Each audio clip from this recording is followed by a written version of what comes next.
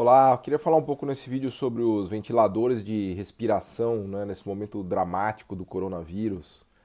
É um equipamento hospitalar fundamental, né, porque quando a doença está avançada já, é, precisa entubar o paciente, né? Estava conversando com amigos médicos me contando, e você entubar para que os ventiladores façam a respiração, porque o vírus vai direto no pulmão, né? E, claro, eu sou economista, eu vejo tudo isso da ótica de um economista, né? E a gente precisaria ter agora a produção de ventiladores em massa, né? Porque nos faltam os leitos de UTI e nos faltam esses ventiladores, né, de respiração. A gente tem, acho que uma ou duas empresas que fazem isso no Brasil, mas tem uma capacidade muito limitada e isso decorre da nossa desindustrialização, da perda de espaço da indústria no PIB brasileiro, né? A nossa indústria está morrendo aos poucos, né? E nesse momento de necessidade fica ainda mais dramático, né, enxergar isso. Para você ter uma ideia, nos Estados Unidos o Trump está tentando obrigar a GM, a Tesla a produzir esses ventiladores, usar a capacidade, né, deles técnica e de maquinário para fazer isso. No Reino Unido, o governo está fazendo de tudo para tentar produzir, mas ele descobriu que as empresas inglesas não sabem mais fazer esses ventiladores, né? Situação dramática. A China, obviamente, se destaca de novo, porque tem uma indústria super potente, está conseguindo se sofisticar cada vez mais do ponto de vista tecnológico, então ela está com várias fábricas já produzindo os ventiladores em carga plena, né, 24/7, 24 dias por semana, e estão inclusive ajudando a abastecer o mundo todo com esses ventiladores, né? Então, os Estados Unidos vinha tentando já fomentar essa indústria no passado, né? Mal eles sabiam que aconteceria isso, né? Mas é um equipamento médico fundamental que a gente não tem. Aliás, a situação brasileira é impressionante, né? Falta álcool gel, falta máscara, né? Eu estou tentando comprar máscara há semanas, não consigo achar em farmácia. Também não é trivial fazer essas máscaras, né? Porque é um tecido, se chama não tecido, né?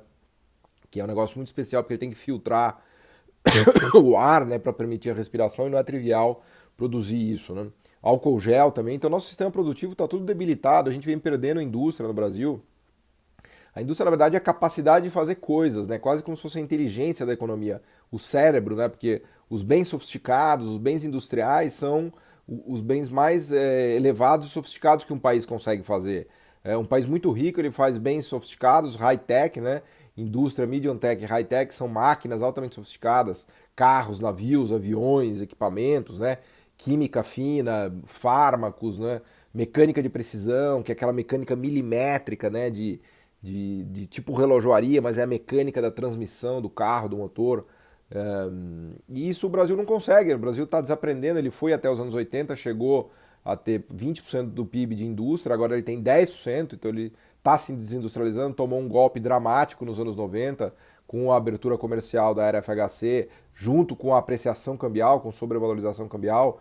Isso foi extremamente nocivo para o nosso setor industrial. Depois, a ascensão da China também, que tirou muito espaço da indústria brasileira, tanto no mercado interno quanto no mercado mundial, e esse processo de desindustrialização está meio que matando a economia brasileira, né? A gente está virando uma economia simples, simplista, de padarias, de manicures, de pedicures, de atendentes de lojas, de lojistas, né?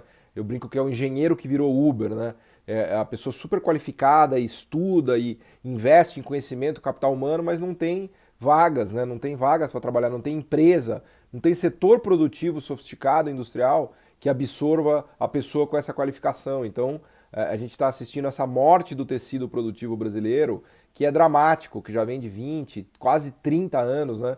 Enquanto que a Ásia do Leste acelera, ganha espaço, conquista mercados, o Vietnã, a Coreia do Sul, Taiwan, China, todos esses países, né? Então, esse processo de desindustrialização da economia brasileira é dramático, dramático, né? Os países ricos também se desindustrializam, mas já a partir de uma renda per capita muito elevada, 25, 30 mil dólares, o que sobra de indústria para eles é uma indústria muito, muito sofisticada que a gente nunca teve, né? Eu tava vendo uma máquina da Holanda que usa os raios de luz para marcar e desenhar as placas de circuito integrado. A Holanda é um dos poucos países do mundo, com exceção do Japão, que tem essa máquina. É uma empresa, né, que é capaz de fazer isso, que vale 180 bilhões de dólares, uma empresa holandesa. Depois eu deixo a referência aqui, esqueci o nome. Então isso mostra o tipo de indústria que sobra nos países ricos, né?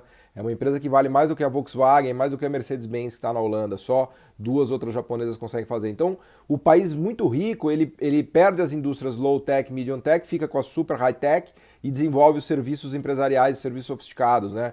Tipo Google, tipo Waze, né? Tipo Facebook, Amazon, assim por diante. O Brasil sequer chegou no nível medium-tech com gloriosas exceções do tipo WEG, né, que faz hoje motores elétricos, inclusive para a China, para carros já, e faz aerogeradores, são aquelas turbinas eólicas, né, a própria Embraer, que fez esse cargueiro de guerra, o KC-390, que infelizmente foi para Boeing, até mudou o nome para Boeing Millennium, né, mas o Brasil tem honrosas exceções assim de coisas que ele conseguiu fazer fantásticas, né, como diz o meu amigo César Hidalgo, um dos pais da complexidade econômica para estudar desenvolvimento econômico, são cristais da imaginação, né? Os produtos industriais super sofisticados são cristais da imaginação que as pessoas e as empresas conseguem fazer, né?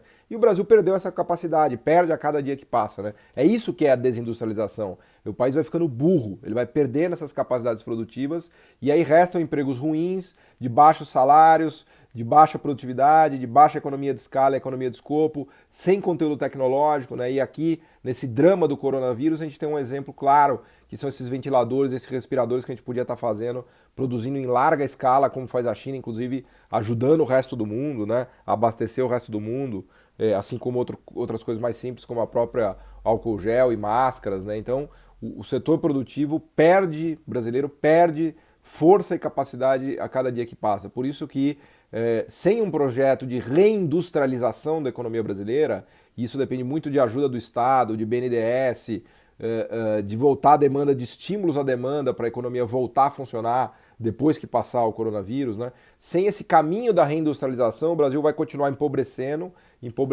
e a gente não vai ter oportunidade para as pessoas que queiram trabalhar, encontrar bons empregos e inclusive as que estudam e se qualificam não vão encontrar esses empregos de engenharia qualificada que estão associados a essas empresas e indústrias high-tech, medium-tech e de serviços empresariais. Então, a desindustrialização é a causa fundamental da estagnação brasileira e do empobrecimento brasileiro. Então a gente precisa divulgar essa ideia, explicar essa ideia. Tem muitos economistas que trabalham com isso e eu no meu blog tenho feito vários posts para tentar divulgar isso. Economistas do FMI, meu grande amigo Gabriel Palma, professor lá em Cambridge, trabalhos brilhantes em que ele mostra, analisa milhares de países, o Danny Roderick na Kennedy School em Harvard, com muitos trabalhos importantes mostrando como os países que conseguiram avançar e se desenvolver foram países que, os emergentes, né, foram países que conseguiram se industrializar. Então, esse tema é de fundamental importância. A gente precisa estudar indústria, industrialização e entender